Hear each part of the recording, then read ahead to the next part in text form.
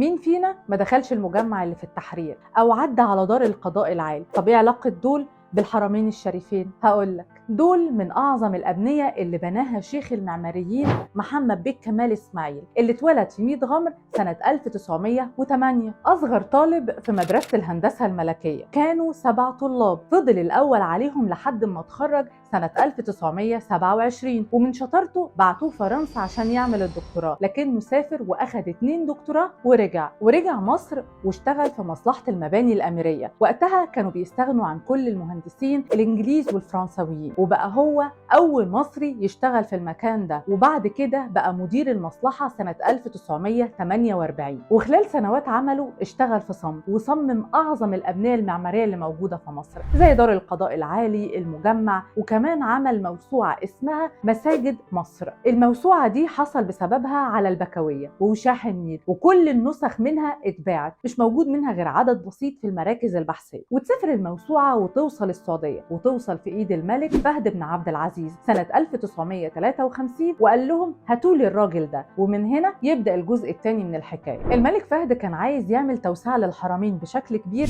عشان يسهل عملية الحج على الحجاج، وفعلا اجتمع طلبه مع فكر وعلم محمد كمال إسماعيل، ودي كانت أكبر توسعة للحرمين من قرون. وأشرف فعلا محمد كمال إسماعيل على التصميمات وعلى عملية التنفيذ، وبدأ يدور على نوع رخام يتعامل مع الحرارة ويدي طراوة للمكان. لقى فعلا رخام أبيض شديد اللمعان بيدي برودة طبيعية موجود فقط في اليونان، اشتراه وركبه في الحرمين. وفعلا اللي يروح من بعدها بيدعي لمحمد إسماعيل وللملك فهد على التطور ده، وبدعم من الملك فهد نفذ عملية تكييف الحرم. وإنك تكيف مكان مفتوح في الوقت ده كان صعب جدا. وكمان صمم صناعة المظلات الكهربائية اللي بتغطي الحرم لحد النهاردة، وبسببها تم تكريمه في ألمانيا. المشروع كله اتكلف 18 مليار دولار، وبعد ما خلص رفض انه ياخد اي فلوس مقابل اللي عمله، وقال وقتها انا اخد فلوس على الحرمين الشريفين فكيف اواجه ربي. لكن اخد جايزة الملك فهد للعمارة. شيخ المعماريين فضل عايش 100 سنة الا شهر، وما ظهرش